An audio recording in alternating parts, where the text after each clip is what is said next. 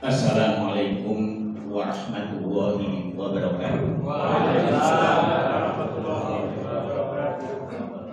Bapak-bapak, ibu-ibu, serta adik semuanya, jamaah Masjid Al-Jihad yang dirahmati oleh Allah Subhanahu wa taala.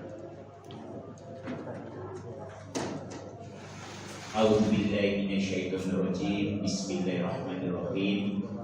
Allahumma sholli ala sayyidina Muhammad wa ala ali sayyidina Muhammad. La haula wa la quwata illa billah. Alhamdulillah dengan keadaan seperti ini, termasuk dengan adanya mungkin hujan yang sangat lebat, juga mungkin kondisi listrik yang mungkin banyak turun, ini semuanya karena rahmat dari Allah, sehingga kita mensyukuri aja. Semoga di balik ini insya Allah, dan saya doakan mensukseskan khususnya di Al-Quran ini. Amin. Pertama-tama kami panjatkan rasa puji syukur kepada Allah Subhanahu wa taala, sehingga kita bersama-sama dapat memenuhi salah satu adalah undangan untuk menjalankan ibadah. Semoga ibadah selama ini diterima oleh Allah Subhanahu wa taala, dan yang berkurang atau nanti yang belum, mudah-mudahan kita semuanya kuat menjalankannya sampai dengan datangnya yaitu hari raya Idul Fitri. Amin. Sehingga dengan demikian izinkan saya mungkin hari ini, untung tidak terlalu lama mungkin begitu, yaitu saya akan memberikan topik puasa di bulan Ramadan dilihat sudut pandang daripada PNI, bukan Persatuan Nasional Indonesia. Saya nggak perlu ikut politik. PNI itu adalah dilihat dari segi P-nya adalah psiko atau psikologis, N-nya adalah neurologi atau persarapan, dan I-nya adalah imunologi atau daya tahan tubuh.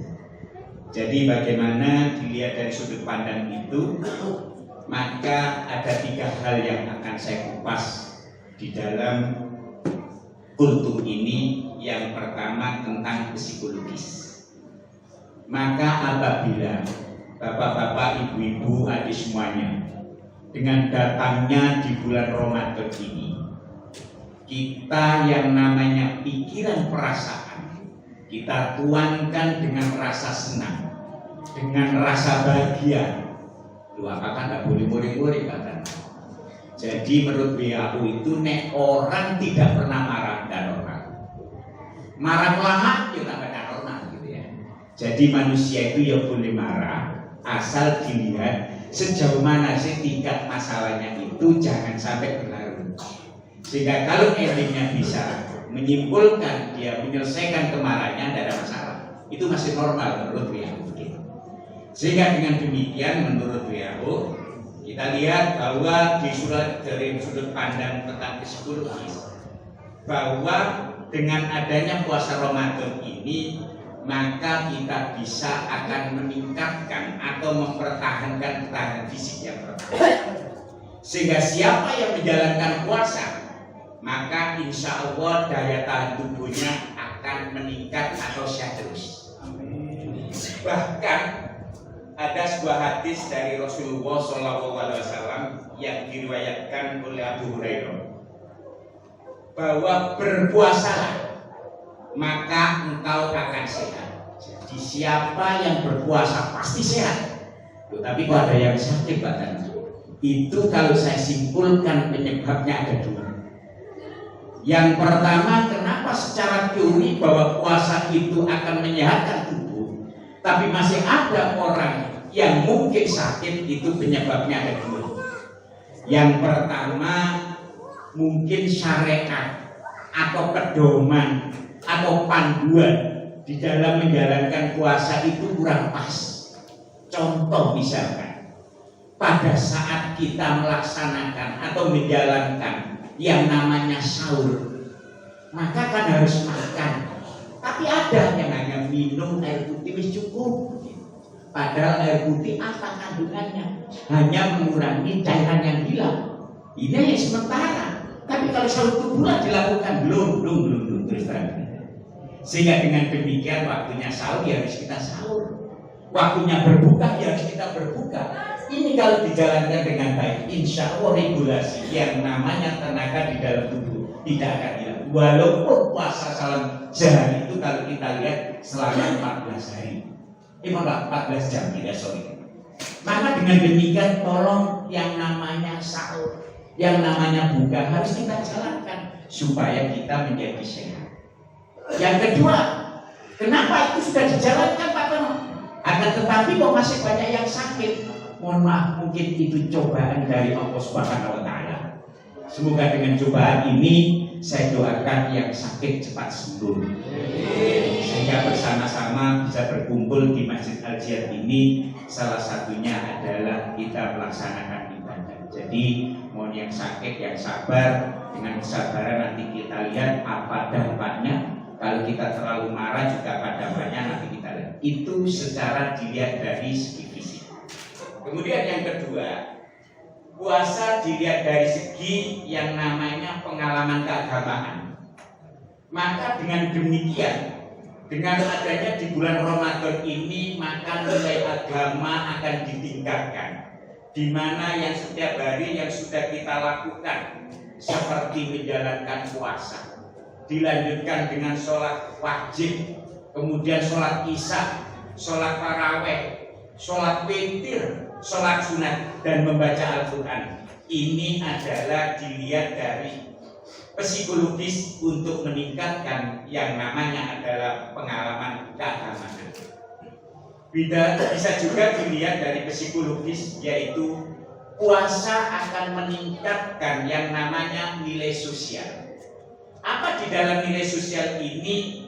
Maka selain kita menjalankan ibadah baik secara vertikal, berarti kita berhubungan langsung dengan Allah Subhanahu wa Ta'ala, maka ibadah itu juga penting yang berhubungan dengan horizontal. Apa namanya horizontal itu? Yaitu mungkin kita memberikan takjil di masjid, ini termasuk horizontal. Kemudian nanti memberikan zakat fitrah, termasuk mungkin dengan yang adanya mungkin kita semuanya memberikan dengan fidyah dan sebagainya. Ini bermanfaat secara psikologis terhadap dari segi sosial. Bahkan bermanfaat terhadap kontrol diri. Maka dengan adanya kita berpuasa ini, alhamdulillah, insya Allah bisa menjaga diri.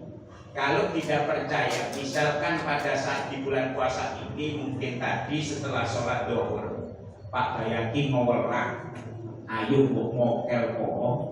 Maka karena imannya sangat kuat, Pak Bayaki ngomong terhadap saya, Pak Tarno mohon maaf, anak sok imun, aku poso. Maka dengan demikian berarti kita bisa mengendalikan diri. Ini dilihat dari segi yang namanya psikologis. Bagaimana kalau kita lihat dengan adanya neurologis atau dengan ada sistem persarafan? Maka Bapak Ibu semuanya adik jamaah sholat isya dan tarawih di Masjid Al-Jihad yang dirahmati oleh Allah Subhanahu wa Ta'ala, dilihat dari sudut pandang yang namanya persarafan.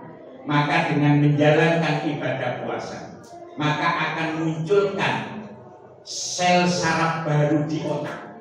Dengan munculnya saraf-saraf baru ini, maka yang namanya daya ingat akan bertambah.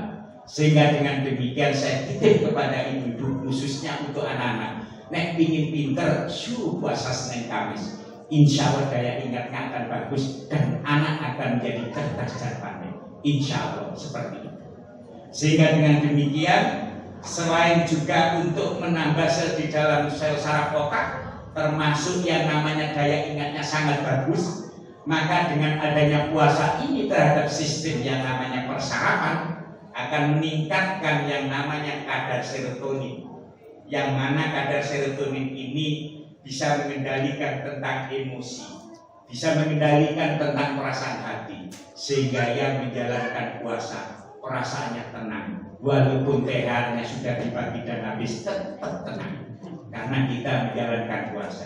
Jadi hal itu yang harus kita perhatikan. Bahkan juga bisa akan menekan depresi dan kecemasan. Jadi siapa yang menjalankan puasa gak gampang bego. Sehingga ini kita jalankan, ini teori yang mengatakan, bukan saya hanya merangkum saja. Beberapa literatur yang saya kumpulkan menjadi satu, termasuk ini baik dari penelitian-penelitian baik yang ada di Indonesia maupun di luar negeri. Bahkan kalau kita sudah tahu, terutama mungkin minimal S2 S3, ini yang saya ambil itu adalah I2. Sehingga kita kalau lambungkan I2 itu biayanya 17 juta diakui oleh dunia. Saya ngambilkan sana, sehingga ini tidak main-main. Mohon Bapak Ibu semuanya kita jalankan. Bahkan secara persyaratan dengan menjalankan ibadah puasa ini, maka yang namanya penyakit lambung, penyakit mah, insya Allah akan sembuh. Asal syariat-syariat tadi dilaksanakan. Menjalankan puasa, tidak mau makan, tidak minum 24 jam. Nek sehari tidak apa-apa, tapi kalau terus tidak apa. Tapi tetap harus jeda. Kenapa? Itu akan menjadi bagus. Bahkan juga bisa yang namanya menyembuhkan penyakit jantung. Kenapa saya katakan seperti itu? Karena biasanya saya tidak menyindir kepada bapak-bapak, ibu-ibu yang sifatnya atau orangnya yang gemuk. Jadi orang gemuk itu biasanya kebanyakan lemak. Apabila lemak ini menumpuk di jantung, maka dengan demikian jantung tidak bisa kompensasi dengan maksimal karena kena yang namanya lemak tadi. Dan masih ingat pada saat kultum yang pertama, di mana puasa di minggu atau mungkin di hari ke-16 sampai 30, di mana semua tenaga ini diambilkan dari lemak untuk tenaga, maka dengan demikian dengan puasa, kenapa penyakit jantung ini akan sembuh? Karena lemak-lemak dipecah untuk menjadi tenaga, sehingga jantungnya tidak ada lemak, maka jantung bisa berdetak dengan maksimal, tidak ada gangguan. Ini kira-kira yang bisa kita sebutkan bersama-sama. Bahkan untuk ibu-ibu yang namanya penyakit reproduksi akan sembuh tanpa berobat dengan dokter, asal diyakini dengan benar. Salah satu yang namanya ikut atau mungkin kita menjalankan ibadah puasa ini harus dengan perasaan yang senang, yang happy. Tapi ya suatu saat namanya orang, jangankan saya ngomong, saya pun mungkin mohon maaf dengan istri ya pernah mungkin ngomong ya agak nyelpit sedikit atau apa. Tapi setelah itu kita segera minta maaf, karena manusia itu tidak luput dari kesalahan. Hal ini kalau kita lakukan, insya Allah nanti akan menjadi bagus. Kemudian menjalankan ibadah puasa dilihat dari sudut pandang yang terakhir, yaitu imunologis atau daya tahan tubuh, di mana dengan menjalankan ibadah puasa selama 30 atau mungkin 29 hari akan berdampak merangsang yang namanya produksi sel darah putih.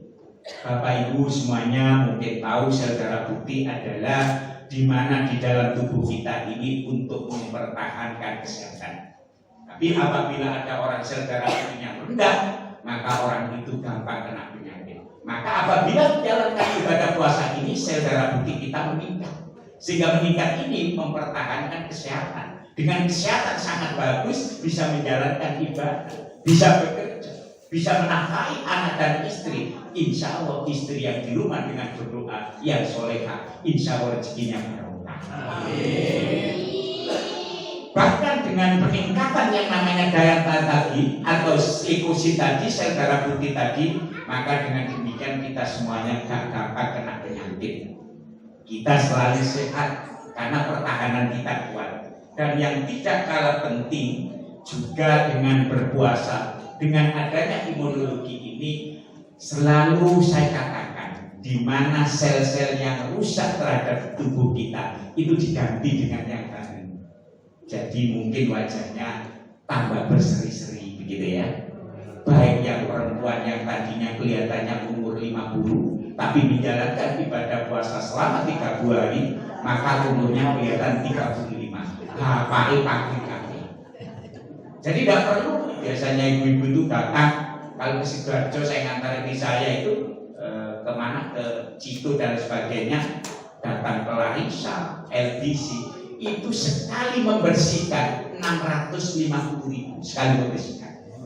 Kalau tidak percaya dicoba. Belum krim malamnya, belum krim paginya, belum mungkin untuk penyengat matahari, cetak gosok.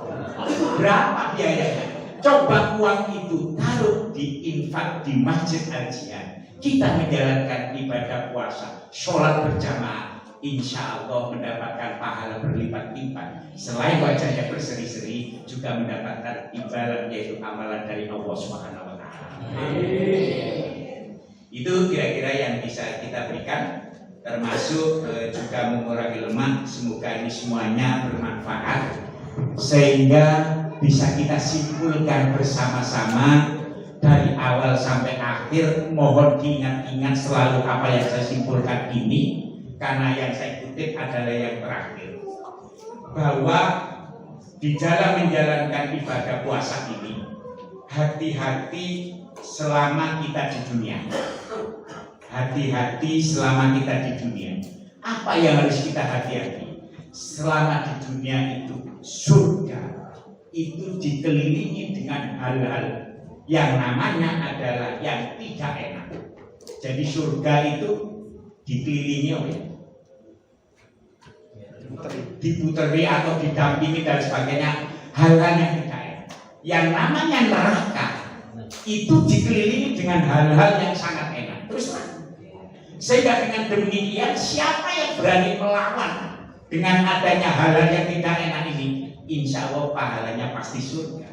Kalau tidak percaya, mohon maaf, dengan tadi dikumandangkan adzan isya, di mana hujan yang sangat lebat, kemudian listrik setengah mati setengah enggak, kira-kira berat apa enggak datang ke Masjid Al-Jihad untuk menjalankan ibadah?